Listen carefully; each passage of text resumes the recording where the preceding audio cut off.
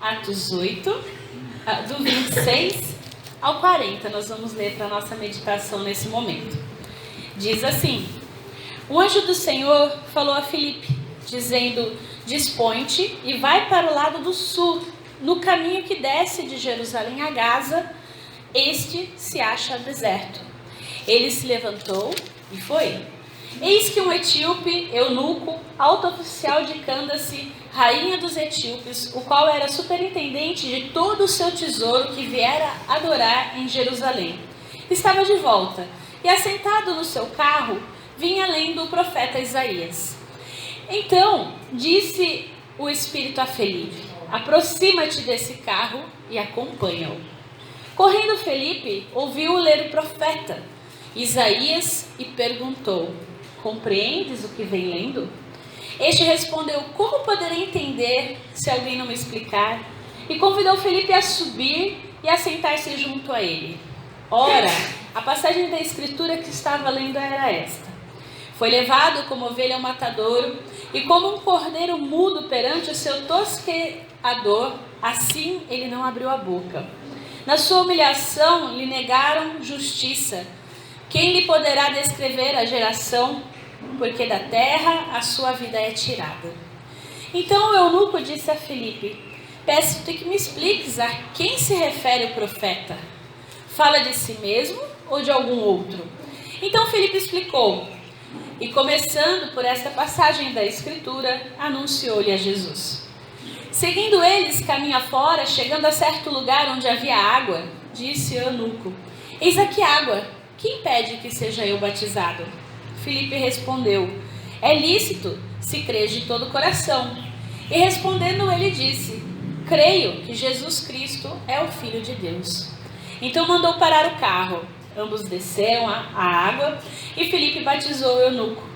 Quando saíram da água, o Espírito do Senhor arrebatou a Filipe, e não vendo mais o eunuco, e este foi seguindo o seu caminho, cheio de júbilo.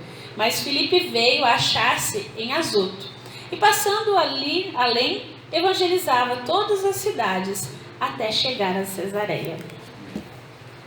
Lucas reserva esse 8º capítulo de Atos para falar sobre Filipe. Eu não sei se você lembra, mas Filipe não era apóstolo. Filipe era diácono. Ele foi um dos nomeados lá em Atos 6, na verdade eleito, para atender aquelas viúvas helênicas que estavam passando necessidade e que reclamaram que não estavam sendo atendidas na hora de repartir a comida. E ele é um daqueles que foram eleitos para assessorar então essas viúvas gregas, de origem não judaica. E ele então era encarregado de servir a mesa, de ser alguém, além disso, que é interessante a gente ver, também de proclamar a palavra do Senhor. Porque às vezes a gente acha que é só os presbíteros que pregam, o evangelho é bem claro. Qualquer pessoa pode falar do Senhor. E aqui a gente tem um diácono que tem assim uma notoriedade muito interessante e que a gente vai refletir nessa manhã. O seu nome é mencionado aqui, se você olhar em Atos 6 e depois novamente pela última vez em Atos 21, onde ele é chamado já de evangelista, não mais de diácono. E lá em Atos 21 é dito que ele é pai de 4 profetisas. Depois, se você tiver curiosidade, quiser dar uma olhada. Mas vamos olhar para o nosso texto. O nosso texto aponta que para fazer a obra do Senhor, Filipe precisou parar. Às vezes é necessário parar. A gente vê que ele, guiado pelo Espírito Santo, ele precisa parar de servir em Jerusalém por algum motivo. Ele para o seu serviço rotineiro e vai fazer uma coisa diferente. E a gente vai ver o impacto que isso tem na vida de uma pessoa. E a gente vê que Filipe, guiado pelo Espírito Santo, para o seu serviço e vai anunciar o evangelho para alguém, A narrativa apresenta para a gente o encontro de 2 personagens centrais aí, então, Filipe e eunuco. Basicamente é isso, Então, a parte central ele escreve Filipe, então no exercício da sua tarefa, que o Espírito Santo chama para desempenhar agora, que é o quê? Proclamar as Escrituras e administrar o batismo. Então, o eunuco, ele expressa uma abertura para ouvir o Evangelho. Ele diz: como poderei entender se alguém não me explicar? E é interessante porque o verbo utilizado aqui tem a ideia mesmo de conduzir, de guiar pelo caminho. Como eu vou poder ser conduzido a isso? Como alguém vai poder me guiar se não tem ninguém? E é interessante que essa estrada de Gaza, ela abre um caminho de novos horizontes para esse eunuco. Então, às vezes a gente não percebe. Mas os versículos 26 e 28, que apresentam os dois, ele usa de um verbo aí, no original, que é anasteme, que é a ideia de levantar-se, porque Filipe levantou-se. É a ideia, é o mesmo verbo usado por Jesus na ressurreição. E é interessante isso, porque a gente vê então Filipe sendo levantado para falar para esse eunuco, a ideia de realmente estar disposto, de sair de uma monotonia, de sair do seu trabalho rotineiro para fazer outra coisa. E a gente vê a disposição do eunuco então para ouvir. E se você prestar atenção, o nosso texto passa em Gaza. Gaza é mais ou menos aí uns 100 quilômetros a sudoeste de Jerusalém. É como se isso ajudasse muita coisa, né? Porque a gente fica lá, onde é o sudoeste, o noroeste, Quando o GPS fala isso, eu não sei você, mas eu falo para ele, aonde? Você precisa de uma bússola. Mas qual que é a ideia aí? Ele vem falar que essa estrada estava deserta. Esse lugar era um lugar de deserto também. Não tinha praticamente nada. E na nossa tradução que nós lemos, fala assim que ao sul. Mas a ideia original que está aí é ao meio-dia. Então você imagina uma estrada deserta, só pó em volta, ao meio-dia. Ela estaria mais vazia ainda. Parece até que o tempo para que o evangelho fosse anunciado naquele momento. Porque não existe mais ninguém na estrada. Só o etíope que deu na cabeça de sair meio-dia para viajar. Ele está numa carruagem, então ele está protegido, mas não tem mais ninguém. E era um caminho geralmente movimentado que levava a Jerusalém. Então, a gente vê que o etíope, então, aqui, que seria o também chamado no Antigo Testamento de povo cuxi, que seria o equivalente aos negros, que nós usamos a palavra hoje. E os etíopes, eles eram, então, a administração realizada por mulheres, as chamadas Candace. E foi um dos poucos reinos que não caíram ao jugo do Império Romano. Então, ele era alguém que exercia uma função importante nesse reino. Quando fala eunuco, isso denota provavelmente uma castração mesmo física, mas também uma posição privilegiada, porque geralmente aquele que servia à rainha, que era superintendente do tesouro ou que tivesse uma função especial, era um eunuco, era um padrão naquele tempo. Então ele era alguém importante no seu território, onde ele vivia a sua vida. Mas se você prestar atenção, se você ler a sua Bíblia lá em Deuteronômio 23:1, diz que uma pessoa castrada não podia fazer parte da Assembleia dos Santos. Não podia ser judeu. Poderia até ser temente a Deus, participar da adoração, mas não poderia entrar, por exemplo, no templo. Não poderia participar, então, do povo, porque a gente entende povo de Deus, aquele que adora junto. Ele não tinha esse direito de entrar na Assembleia. Mas mesmo assim, ele ousadamente, ele vai a Jerusalém para adorar a Deus. A gente sabe que, apesar de tudo isso, então, a adoração dele é limitada em alguns aspectos, porque ele não pode entrar no templo, ele não pode fazer parte do povo de Deus, ele não pode ofertar sacrifício. Então, você imagina, ele realmente, provavelmente teve um encontro com Deus, aquilo moveu ele de alguma forma. Ele vai lá, mas ele fica do lado de fora, adorando a Deus, olhando tudo acontecer.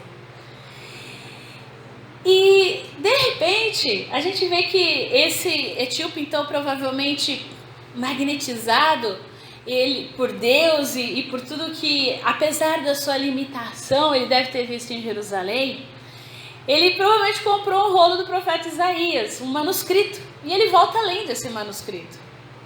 E ele está lá, né, lendo em voz alta esse trecho então do profeta Isaías, e o que significa provavelmente que ele é um simpatizante então do judaísmo. Isso deixa bem claro para a gente, né? Não é só conjecturação, mas deixa claro, porque você não vai comprar um manuscrito e ler ele com tanto afinco se você não tem interesse nisso, né? Então ele está realmente interessado.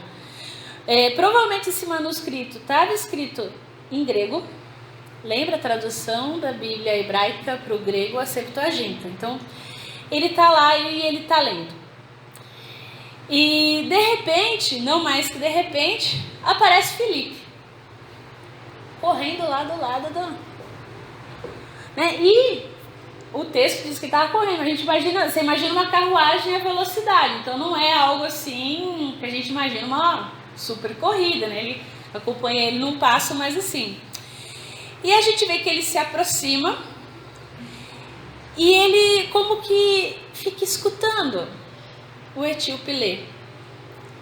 E é interessante porque, se você lembrar também de outro detalhe, diz que era proibido ao judeu aproximar-se de alguém de outra raça.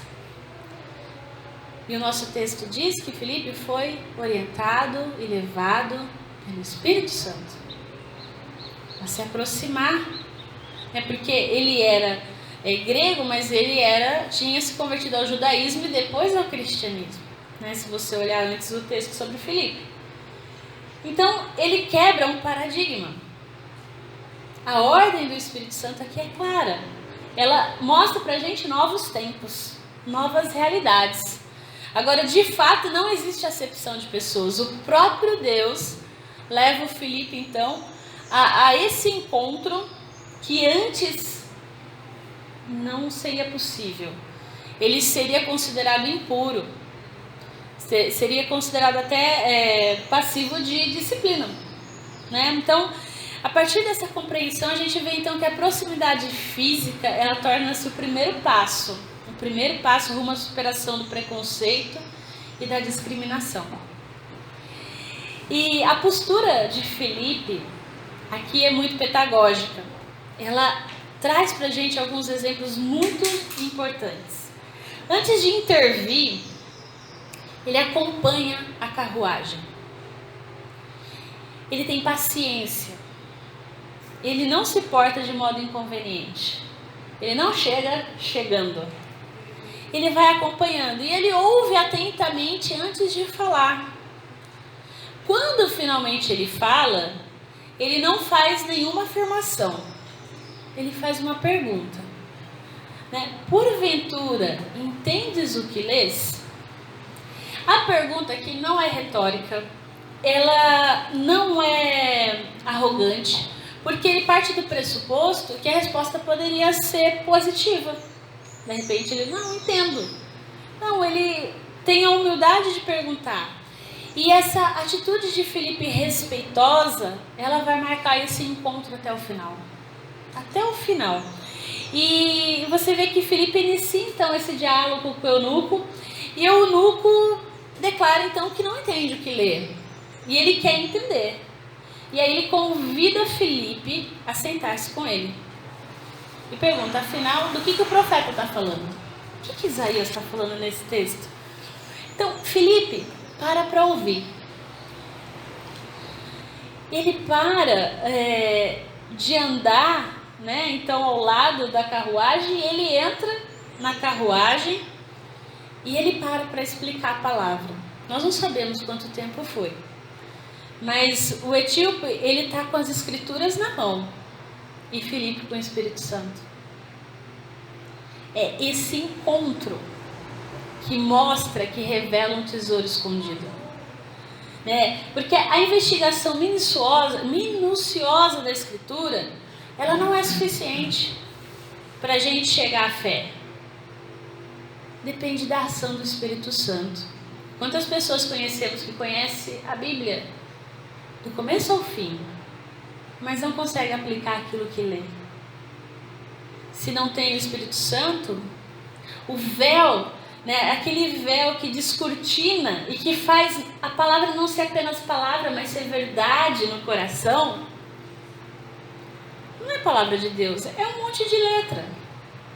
Então, esse texto mostra pra gente como a chave hermenêutica, a chave de interpretação do texto bíblico, ela vem do próprio Deus. É o Espírito Santo que se manifesta de modo autônomo, como Ele quer, da forma como Ele quer. Por isso que muitas vezes nós lemos um texto uma vez e ele faz sentido de um jeito. E depois de um tempo a gente lê novamente e parece que aquele texto fala com a gente assim, fala, nossa, eu nunca vi esse texto desse jeito. E aquilo parece que quebra o seu coração, às vezes parece que mói o coração, né? E às vezes parece que assim, simplesmente parece bálsamo, porque às vezes você não tinha lido aquele texto na situação como você está, e o Espírito Santo usa aquele texto para trazer conforto, segurança. Então, esse encontro então da palavra com o Espírito Santo que produz a verdade, que produz Jesus Cristo como a boa nova do nosso coração, no coração de quem quer que seja. O texto lido aqui então pelo Etíope é um recorte de Isaías 53. Os três últimos, as três partes finais, na verdade, do versículo 7 e as três iniciais do versículo 8. Lucas, ele não cita aqui em Atos, então, o contexto imediato do texto de Isaías, né, e nem o final. O que ele está interessado em mostrar nesse trecho que ele apresenta para nós aqui, né, do versículo 32 ao 33, é o que a gente chama na exegese de um esquema antitético. Vou explicar. Ou seja, algo que é contrário, ideias contrárias. O que ele apresenta aí? A morte de Jesus, a ressurreição de Jesus. O interesse de Lucas é mostrar isso, mostrar que Jesus morreu e que ele ressuscitou, e que tudo aquilo que ele está lendo aqui em Isaías só faz sentido por causa de Jesus.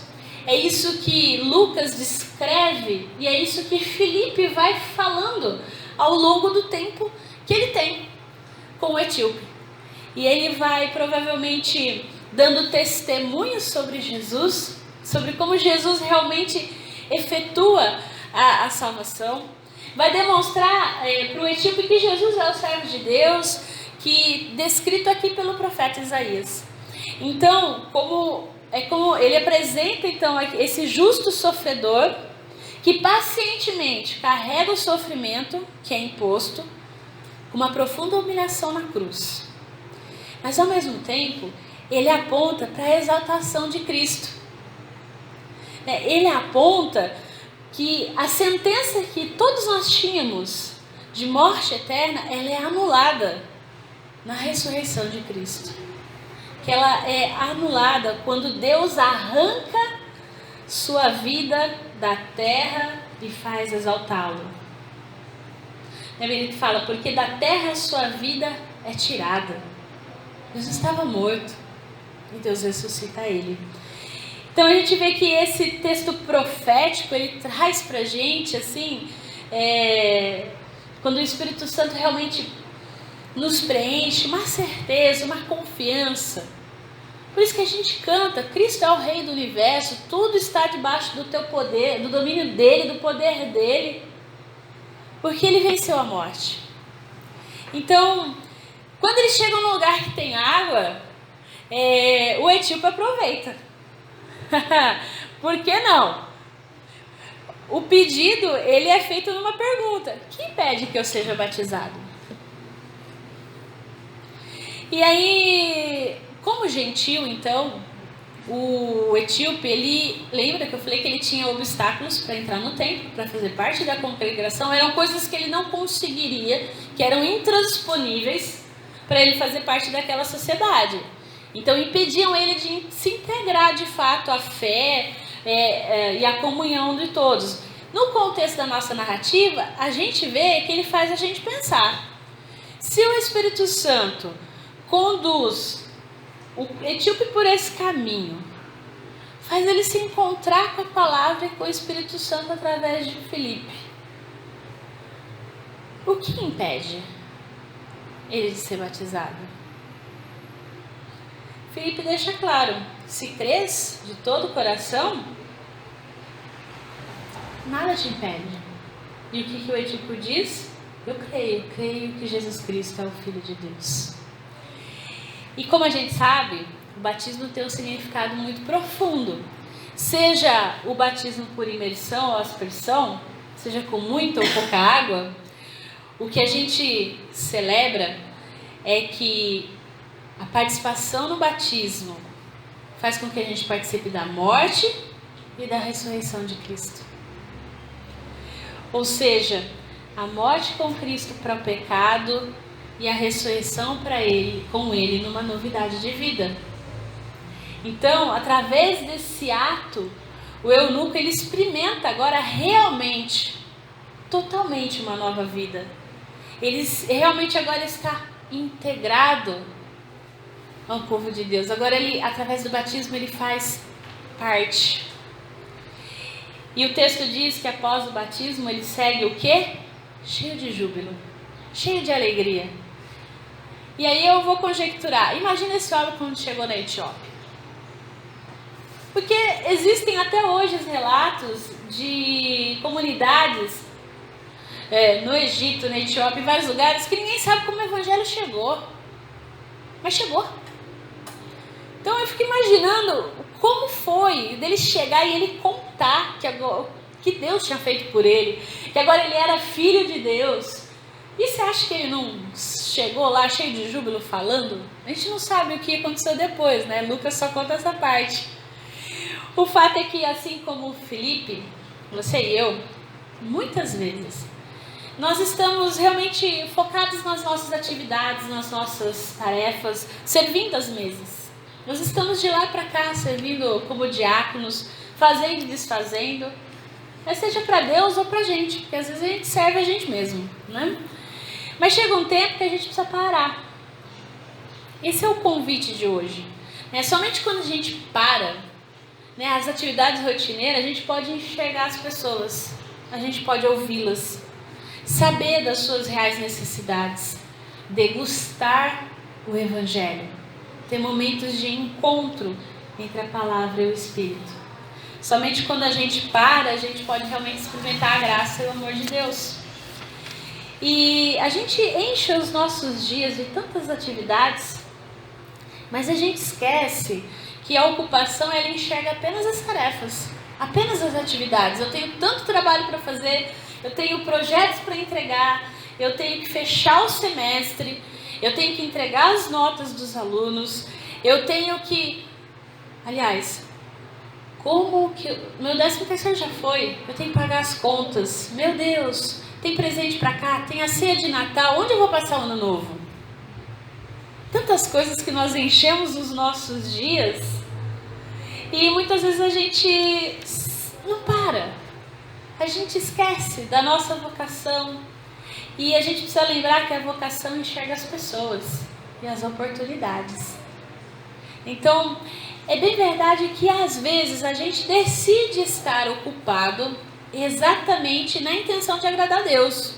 Eu acredito que você faz tudo o que faz, não porque você seja egoísta, mas porque você quer agradar a Deus. Você quer cuidar da sua família, você quer que seu trabalho testemunhe, o que Deus faz na sua vida. Mas a gente não percebe que Jesus ele quer muito mais a nossa pessoa do que o nosso trabalho. Ele quer a nossa atenção e devoção mais do que o nosso suor. E Ele quer até mesmo que a gente aprenda a descansar na presença dEle. E a nossa rotina, as coisas que a gente faz e como a gente faz, a forma como a gente gasta o nosso tempo, as demandas que ocupam o nosso cotidiano, fazem a gente lembrar de uma coisa, que parar é necessário para sacramentar.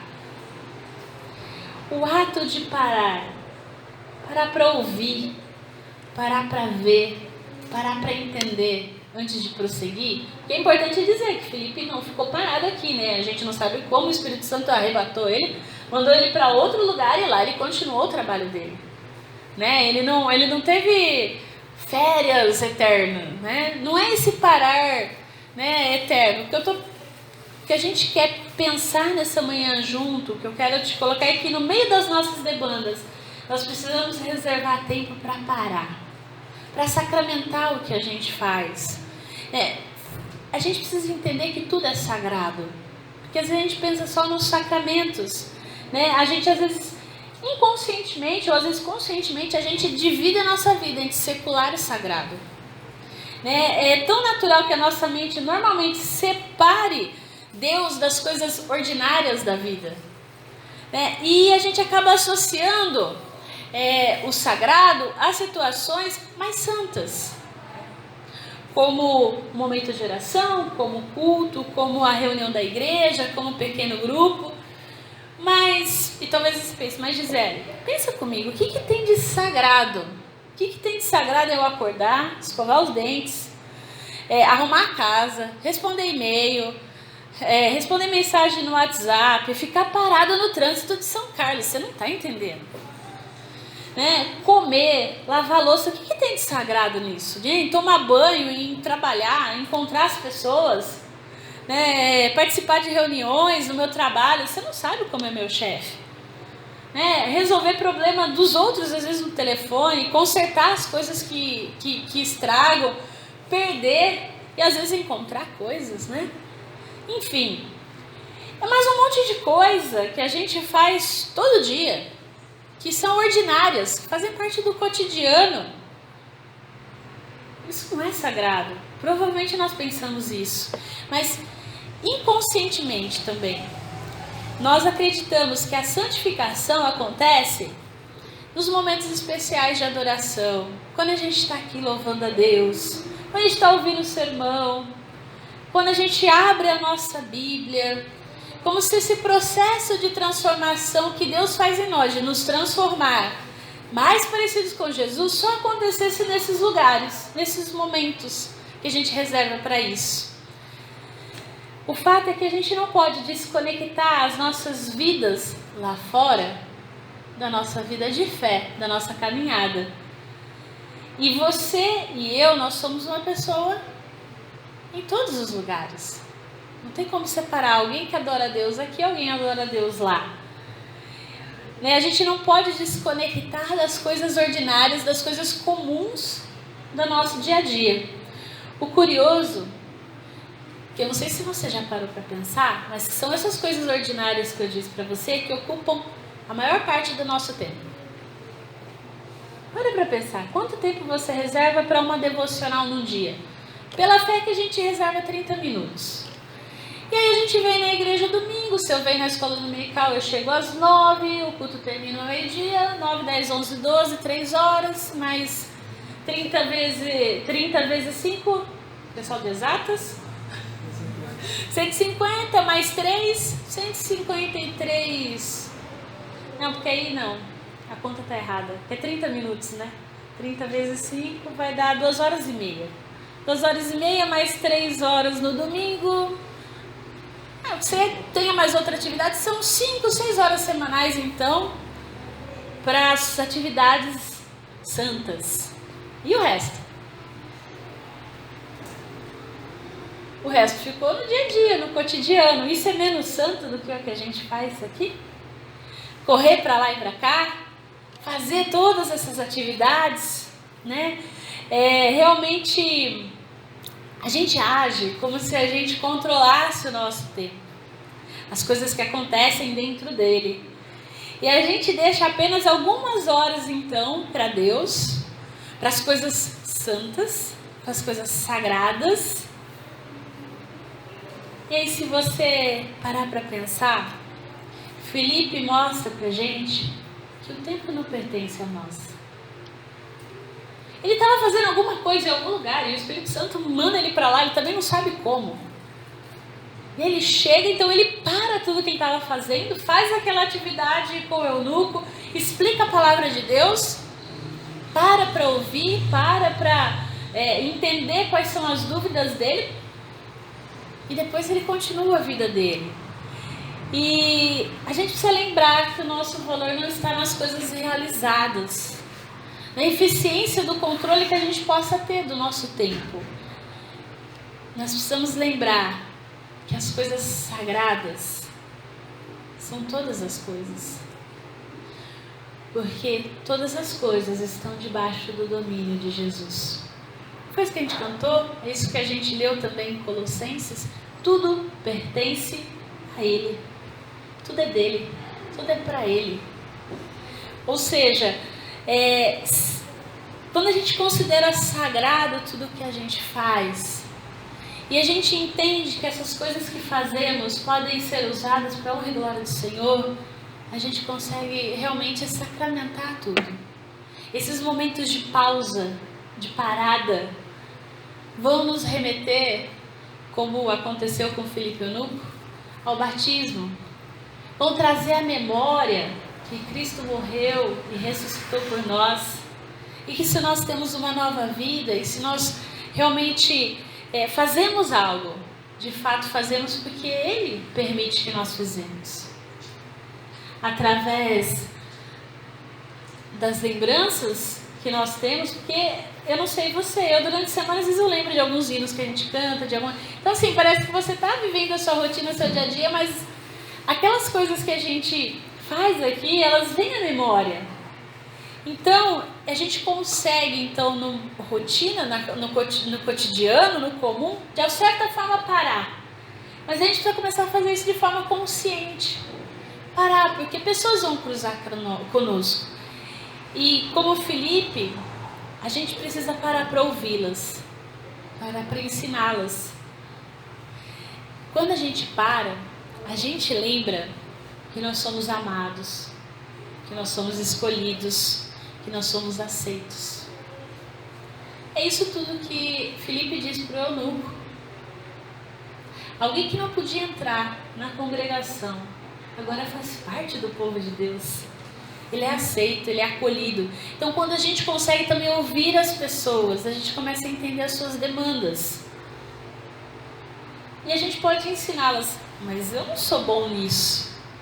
Talvez você não se dê conta, mas às vezes você vai viver e conversar com pessoas que estão enfrentando problemas que você já enfrentou algum dia na vida. E você pode dizer para elas, olha, eu não sei qual que é a sua realidade, aconteceu isso comigo e eu enfrentei da forma XY e, sabe, Deus abençoou, deu certo. Talvez você não entenda, mas o Espírito Santo também, através das suas palavras, fala com essa pessoa. Para ele não existe barreiras. Então, mas você precisa ouvi-las. Você precisa tentar entendê-las de alguma forma. A gente precisa aprender a parar e a encontrar alegria nessas coisas dentro do nosso cotidiano. Que a gente não crê, né? Pode ser, vai saber. Que algum dia você seja arrebatado aí pelo Espírito Santo, de repente fazendo uma coisa, na hora que você vê, você já foi para outro lugar, mas isso vai ser pouco provável nos nossos dias. Mas talvez ele vai te levar a lugares ou a encontrar pessoas que talvez normalmente você não encontraria, mas que vão existir conversas edificantes. E para isso você vai ter que ter parado o que você costuma fazer todo dia.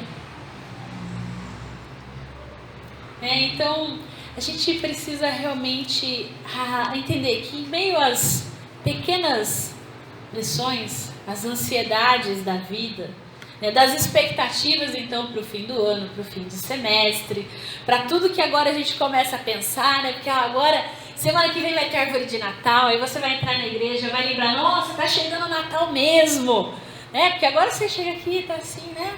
Aí você começa, porque se você for pro centro, você já vê um monte de árvore de Natal.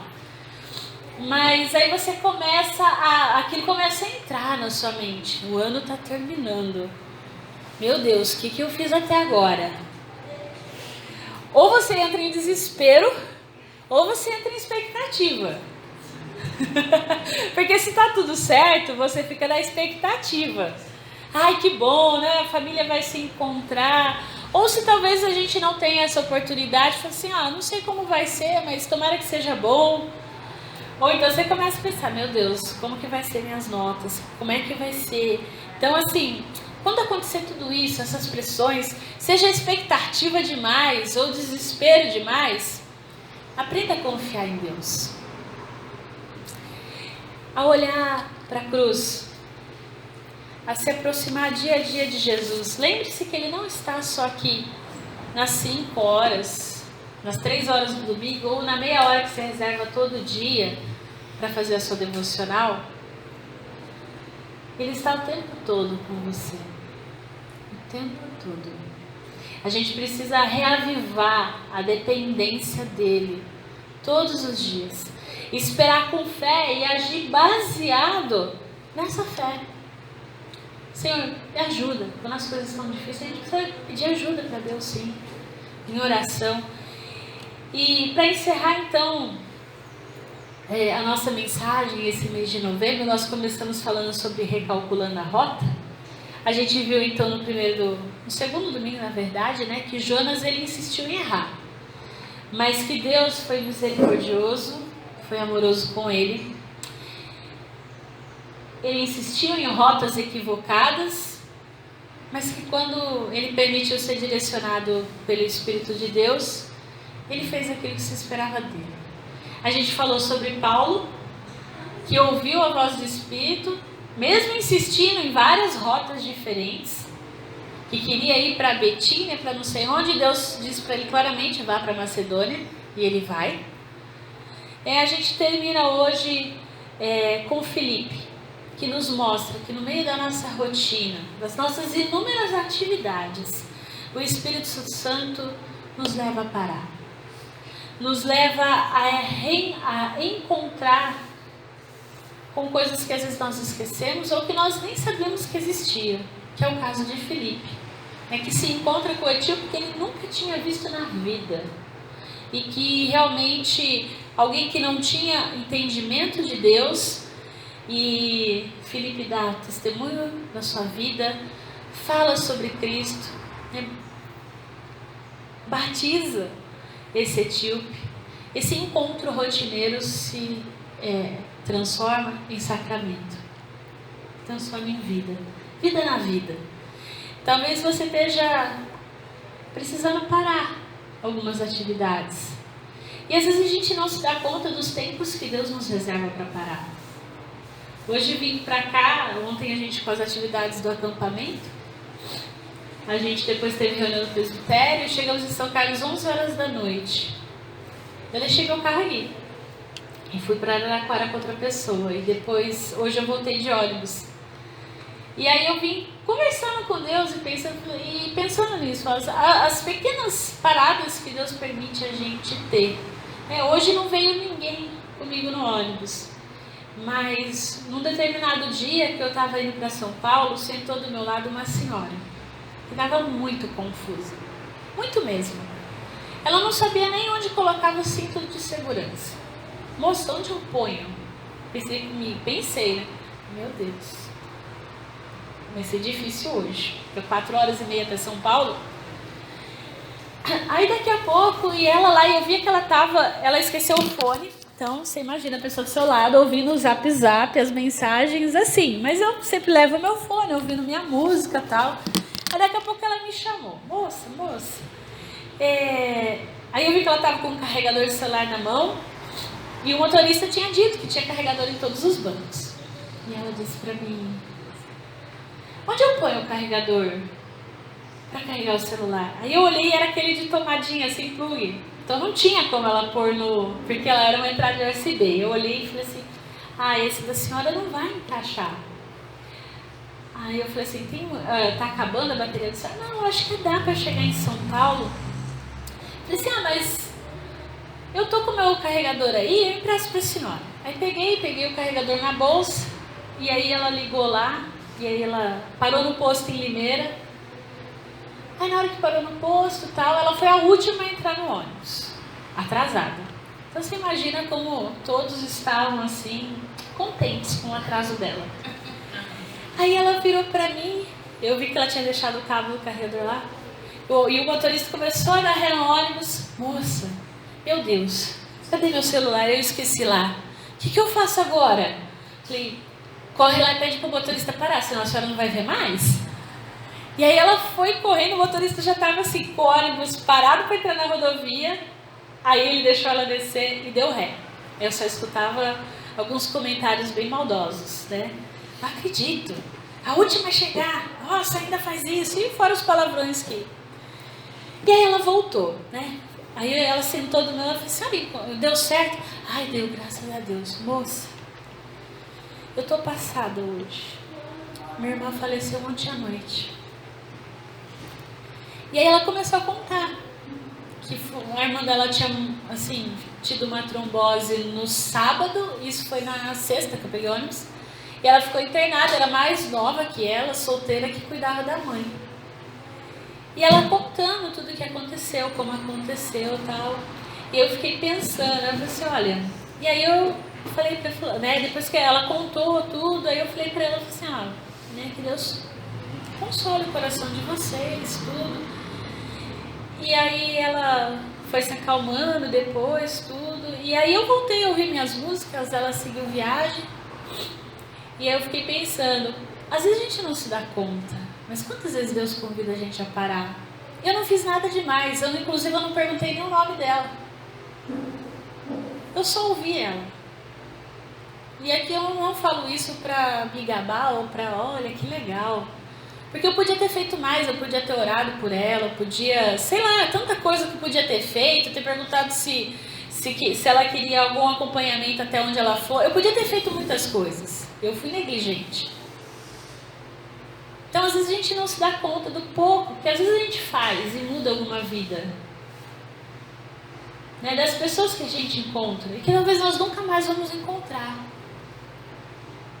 Então que Deus possa nos lembrar que às vezes a gente precisa parar para ouvir as pessoas, parar para lembrar que a gente é amado também.